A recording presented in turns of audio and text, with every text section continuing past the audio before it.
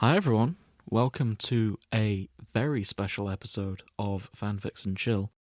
I'm James, and joining me is no one. This is me on my own. Uh, I found a fic I quite liked, and the authors generously let us do a reading of it.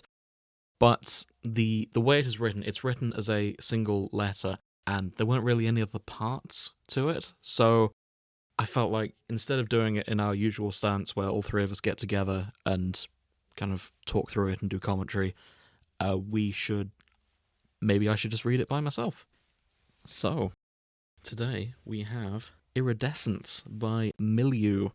So this is, you may recall this fic from our Stardew Valley episodes of the Shipping Forecast. This is the one I brought. It is a crossover between Stardew Valley and the Cthulhu mythos. It is loosely based on The Color Out of Space, which is a fantastic story, and I thought it did it justice. So, without further ado, to whom it may concern, I hope that this report, if it can be called as such, has come to your attention with the sort of urgency that it requires. I hope that you will hear a follow-up from me via personal post, if not delivered in person very soon. I hope that you will treat what you are about to read with a suspension of disbelief, if nothing more, and will not dismiss it as the lunatic ravings of some country bumpkin who got wild ideas in her head after seeing a space rock or two.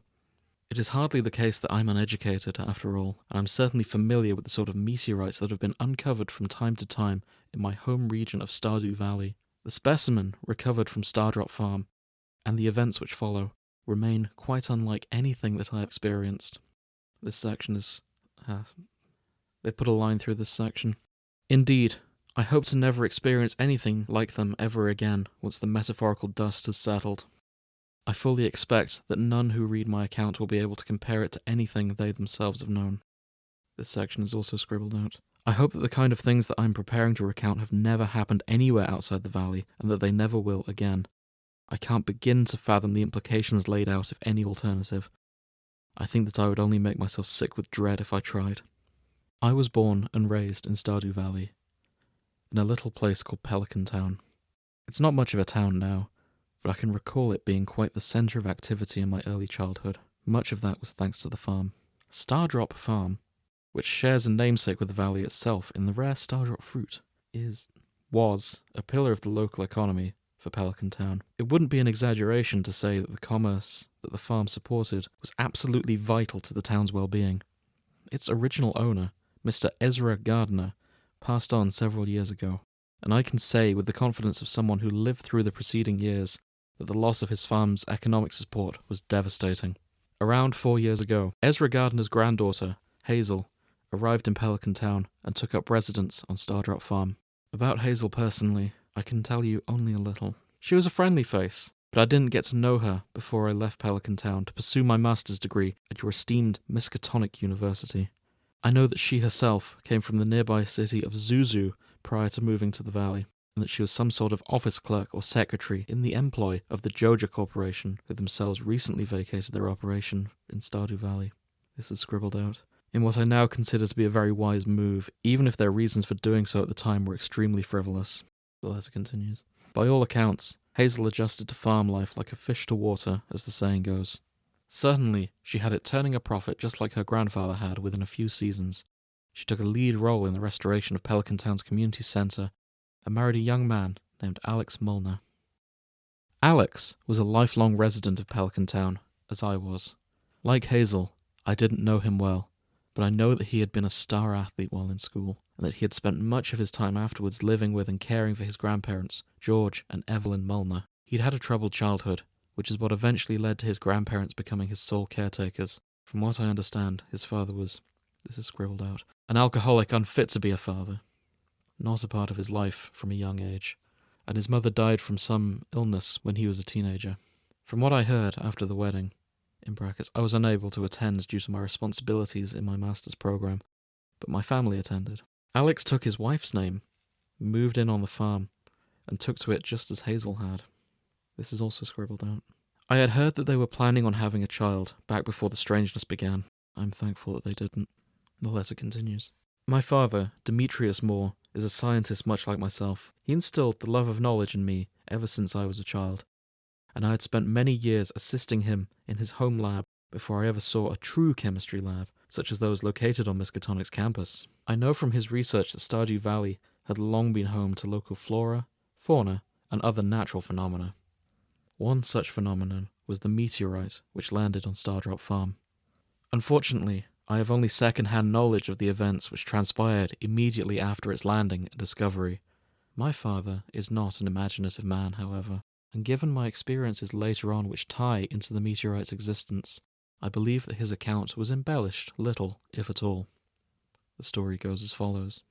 One night in mid-spring, nearly 2 years ago now, there was an explosion in the sky. Hazel and Alex Gardner were awoken in the night by the noise. It was loud enough to blow out one of the windows in the farmhouse, and its echoes were heard as far as the Calico Desert on the other side of the valley. They were outside to calm the animals. Stardrop Farm housed quite an array of livestock, and all had been thrown into a frenzy by the explosion. They noticed a smoky or misty quality in the air, but nothing tangible. Perhaps there was nothing which we would consider physical there at all. In the morning, they discovered the meteorite. It had landed near the edge of the farmland, close to the small cave where my father had set up a research station to observe the growth of cave bats and mushrooms with Hazel's permission. I never saw it in a pristine state, but I've spent a significant amount of time studying the notes and photographs my father took upon examining it, and I can say, without exaggeration, that this was of a size unlike anything I'm aware of in recorded meteorite landings. My father's notes were very precise. The specimen measured 1.37 meters in diameter at its widest horizontal point and was 1.52 meters tall at the center. It was not quite spherical in shape, composed of a dark, porous rock similar to basalt. Most remarkably, it was studded with numerous protrusions, first assumed to be crystal, but which on closer inspection proved to be iridium, a semi-precious metal which occurs in abundance in the valley. All observed protrusions remained intact, undamaged by the temperature, velocity, and force of impact of the meteorite's landing. Of its weight, we have only estimates. The combined efforts of several of Pelican Town's strong, able-bodied workers were not enough to budget from its landing site. My father contacted no other professionals about the remarkable specimen, nor any university or state-sponsored teams. He only called me, late in the afternoon, after a day of marvelling at its properties. Given how rare it is for him to openly express so much emotion or excitement, I took everything he said at face value, or at least, I believe that he very firmly believed in what he observed, and that is good enough for me to accept it as truth. As the meteorite could not be moved, my father had instead chipped off several sections of the rock which made up its main body and several of the crystalline protrusions. He confirmed that the protrusions were indeed iridium, but was unable to identify the main rock. As stated above, it was dark, porous, brittle enough that it came as a surprise that the entire body of the meteorite had not cracked open upon making its landing, and unexpectedly dense. Despite its porous nature, it would not float in water, but instead immediately sank. The iridium, occurring in veins throughout the meteorite, appeared for all intents and purposes to be mundane, a near-perfect match to the ores that can be found throughout Stardew Valley. It was only when viewed through infrared and ultraviolet spectrums of light that it became clear how truly remarkable the rock was. This I do not repeat as hearsay. I observed it myself when I returned to Pelican Town and examined the remaining samples in my father's lab. In fantasy, science fiction, and other genres of speculative fiction, authors have once attempted to give names and descriptions to colours which humans cannot see and indeed cannot imagine. I have seen such colours firsthand, and truly, I cannot describe them. This is scribbled out. I only wish I still had the privilege of being unable to imagine them as well. In the days immediately following the meteorite's landing on Stardrop Farm, my father was almost delirious in the grip of a further for research. He obtained the gardener's permission to set up a mobile research station around the meteorite, so that he wouldn't have to constantly move between his home lab and the farm, and so that he could make an effort to shield the specimen from any spring rains. He had noticed, upon returning to the sample of rock whose density had been tested in water, that it had begun to rapidly dissolve. He didn't want to risk losing the bulk of the specimen in an unexpected downpour. Throughout those days, before I was able to get time away from my studies long enough to return to Pelican Town, my father noted other things. The gardener's dogs, Dusty and Pepita, had a particular dislike for the meteorite and the ground it had landed on.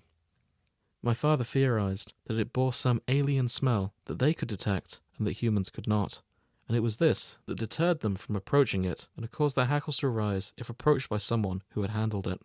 After all, it had come from the most foreign of all possible frontiers.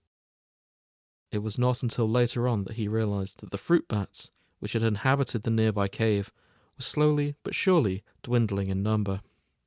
There was no evidence of an illness in the colony, nor any invasion from outside animals. The bats simply deserted the area a few at a time. The last few fruits and berries discarded by the bat colony, which I had helped to collect after arriving in the valley during my break, were oddly overripe, tender enough that they were liable to burst if handled with too much pressure. Their insides possessed a strange, sour smell, which I was unable to identify with any fruit I had known. And there was something off about the coloration of the fruit's flesh. The very final fruit specimen which the bats left was a stardrop. My father and I made note of it and left it to the gardeners, as we had with all the other non-anomalous fruit that the bats had left before. I believe that Hazel presented it to Alex as an anniversary gift, or perhaps the other way round. The following is scribbled out. I can vividly recall everything about the curious events which followed the landing of the meteorite, but I can't quite dredge up all the details of the relationships and people of Pelican Town anymore. This I very much regret. So to summarize what I know so far, the meteorite landed in mid-spring and was found to contain the abundance of iridium ore and curious physical properties. Animals abhorred it. Despite my father's best efforts, it was a wet spring which became a damp and muggy summer, and the meteorite slowly but surely eroded away, even with the precautions he had taken.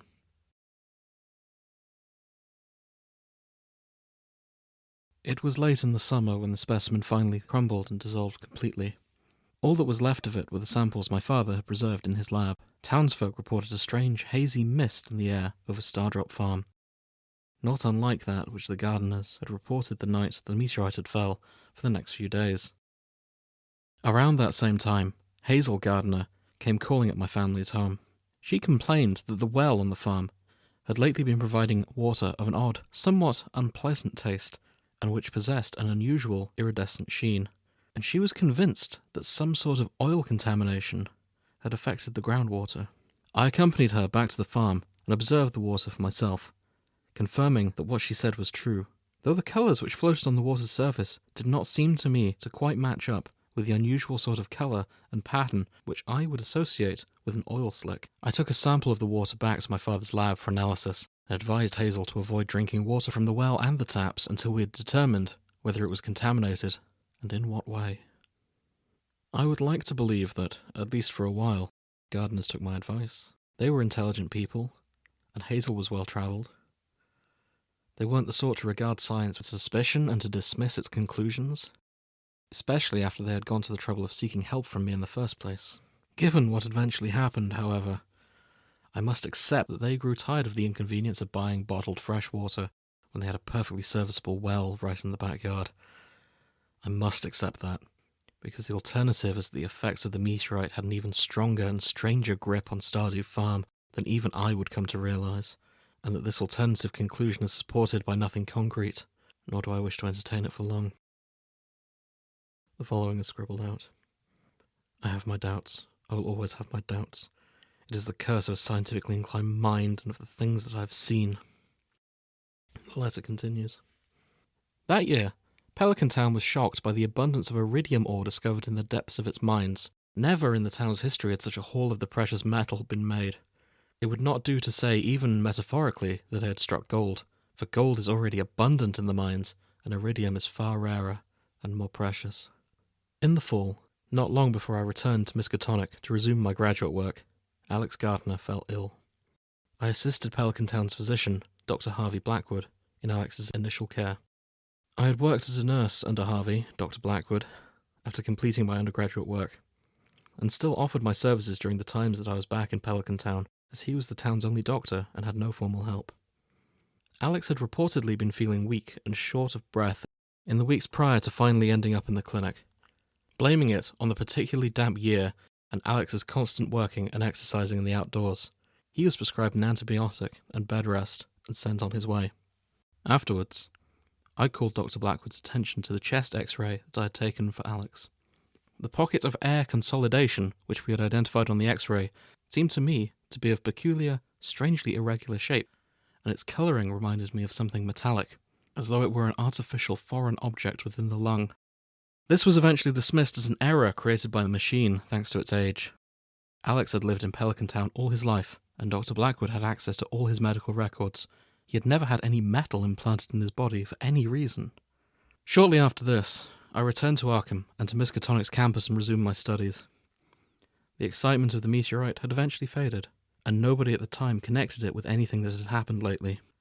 I heard nothing further of any unusual incidents in Stardew Valley until my mother, Maru Carter-Moore, called to inform me that my father had fallen ill with pneumonia. She reassured me during that call, telling me that Dr. Blackwood had given him a similar diagnosis to Alex Gardner, and that she was sure that both of them would be back to perfect health in no time. Her words did not have the intended effect. Instead, she had inadvertently imparted to me that Alex had not recovered from his bout of illness as expected. Cautious probing on my part revealed that he had, in fact, worsened, and was no longer to help Hazel out around the farm as much as he had been. This my mother blamed on the chill and damp autumn weather, and she again reassured me, even laughing off my suggestion that the family take a vacation to some warmer place until my father recovered. The only thing which prevented me from putting all the pieces together right at that moment was the confirmation that Hazel Gardner seemed as healthy as ever, if stressed due to her husband's illness and the year's poor harvest. For the first year since she had moved to Pelican Town, Stardrop Farm had failed to produce an abundant crop in any season, thanks in part to the unusually wet year, and in part to the particular blight which had struck most of the crops that she had been able to harvest. The fruits had all ripened too quickly and were near rotten by the time they would usually be sold. The vegetables were wilted and shriveled. Most carried an unpleasant sour or acrid taste, rendering them unpalatable, and all held a particularly off-putting sheen in the coloration of the skin and flesh of the fruits and vegetables. The animals, too, had been temperamental and were not producing as much as they usually did, probably thanks to being cooped up for more of the year than they were used to, and because the gardeners had been forced to switch to a different source of feed than they were used to, thanks to the poor crop condition. They ended up having to sell off some of the more high-maintenance animals, but this got them through the year. This is crossed out. For the whole of winter, I was plagued with a vague, heavy worry. I pulled through, and so did Pelican Town, but the worst was yet to come. I freely admit that what I did when I returned to Pelican Town for the annual Feast of the Winter Star was irrational. I do not put stock in superstition, and while I do not particularly believe in intuition either, I was suspicious, and, I admit, frightened. That is all. And all that I have to support what I chose to do is nothing more than anecdotal evidence that emerged after the fact. I returned to Pelican Town. I attended the Feast of the Winter Star with my family. I pulled my brother, Sebastian, aside while my parents were distracted, and I asked him how things had been. This is scribbled out. Sebastian and I always somewhat estranged, but he told me what I needed to know, and what I already suspected. Things had not been good. My father was ill, and our mother was occupied with caring for him in between her work. Sebastian himself had taken a proactive role in seeing to my father's needs during his illness, and he admitted his concern to me. There were other things, too. The farm still wasn't doing well.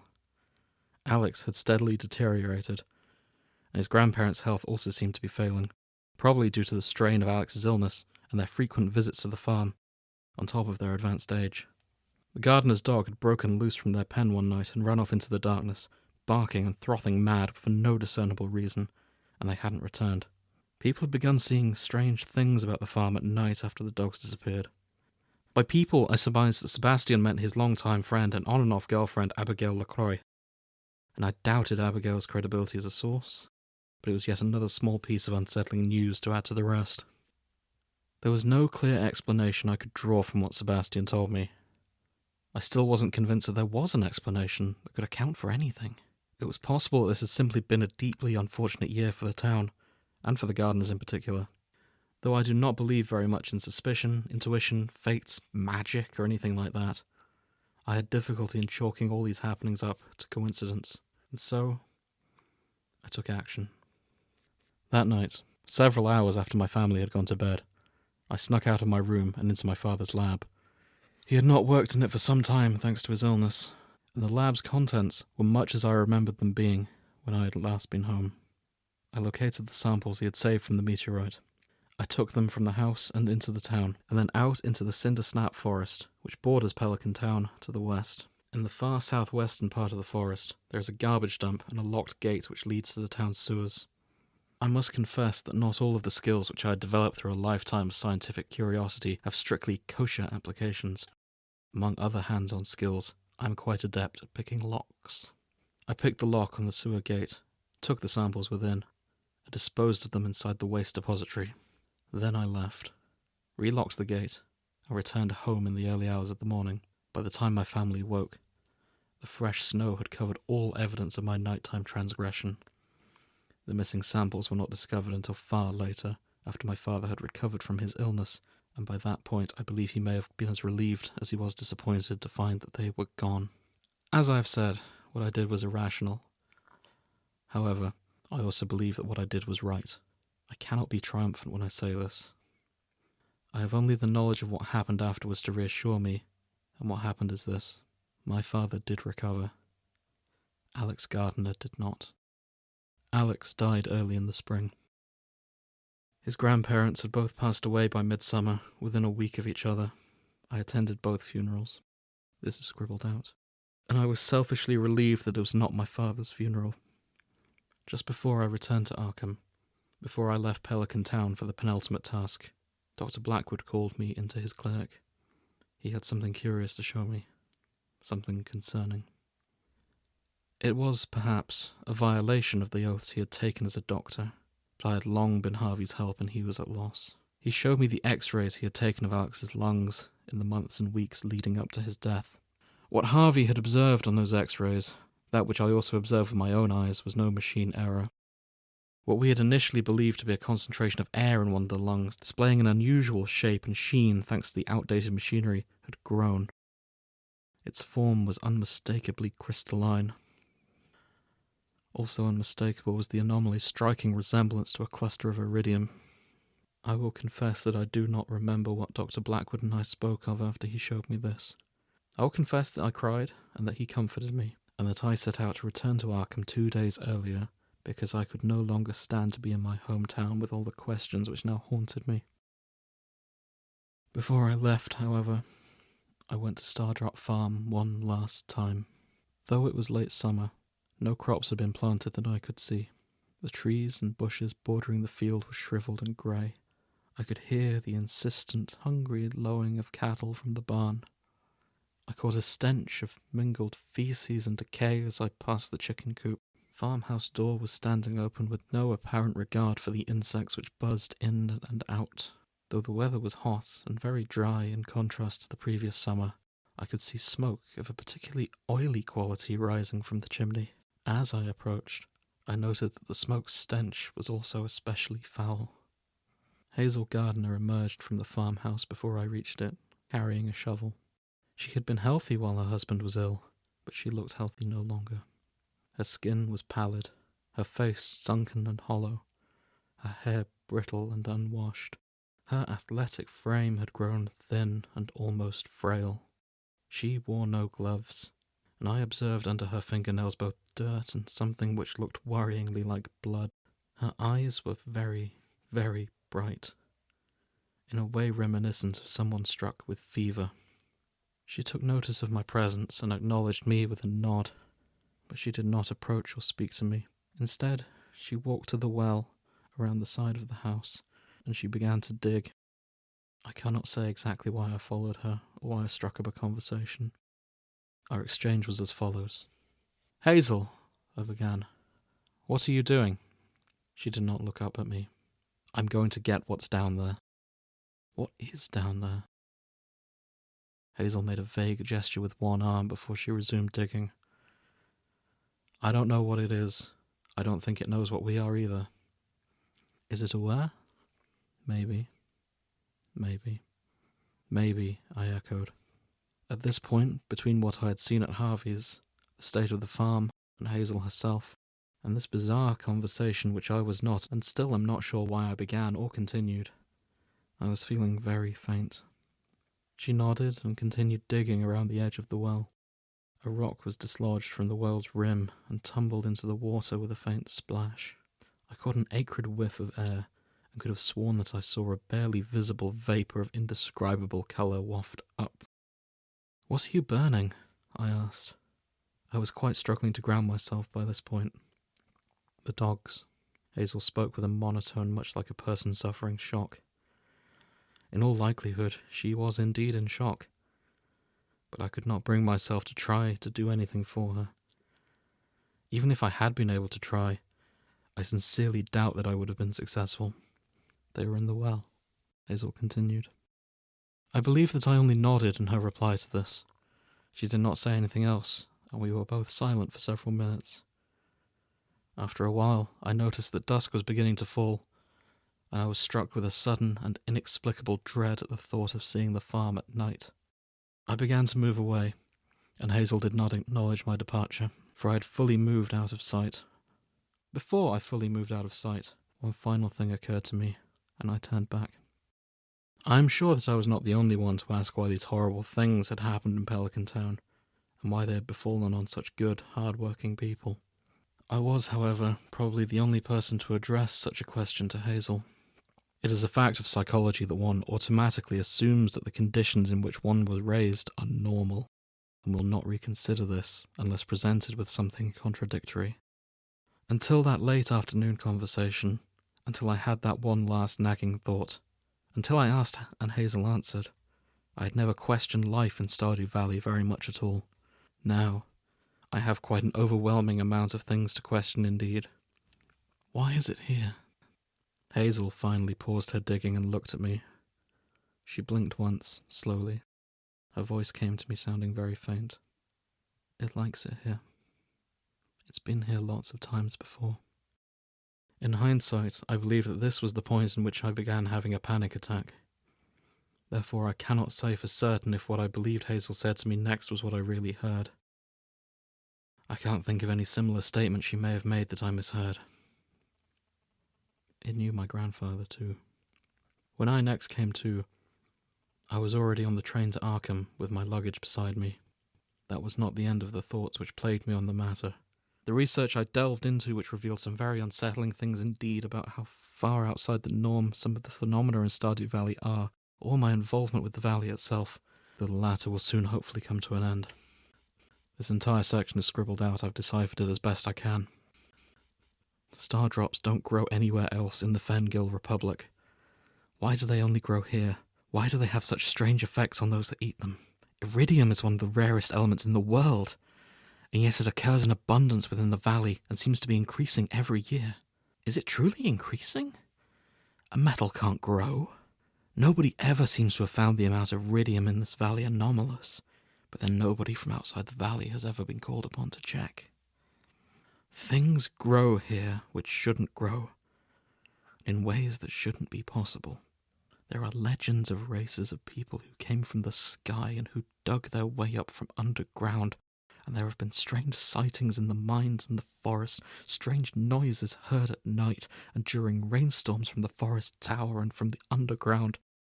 Animals developing strange mutations, even animals and insects which are impervious to harm.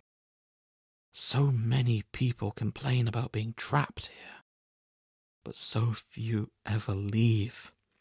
The meteorite dissolved when it soaked into the ground. It was in the well. It's in the water. I wonder if Hazel is still out there, digging. I am very afraid. We return to the letter. And thus ends my account of the events which happened in Pelican Town over the past 2 years, and the conclusions, scant though they are, which I have come to about said events. I do not know what, if anything, can be done.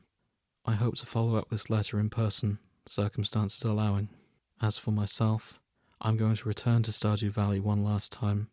I shall go to the Feast of the Winter Star as I did last year, and also, like last year, I will take action. I know that my parents, my mother especially, will object, but my family is going to leave Pelican Town for the foreseeable future, if not for good. I have already made arrangements to rent a townhome here in Arkham. My parents' careers are in demand here, and I believe Sebastian will have a good chance of finding work as well. Regardless, I think that the change of scenery will do them some good. I'm going to encourage anyone else that I can to leave, but I have doubts about just how successful I will be. People aren't easily moved to abandon their home, even when disaster strikes. Harvey, I'm certain, will not leave so long as anyone else remains for him to care for. I can only hope that the amount of exposure that he had to the illness that affected Alex Gardner and my father won't have any detrimental effects. I do apologise for the somewhat haphazard nature of this letter as well, and I hope that all of my handwriting is legible.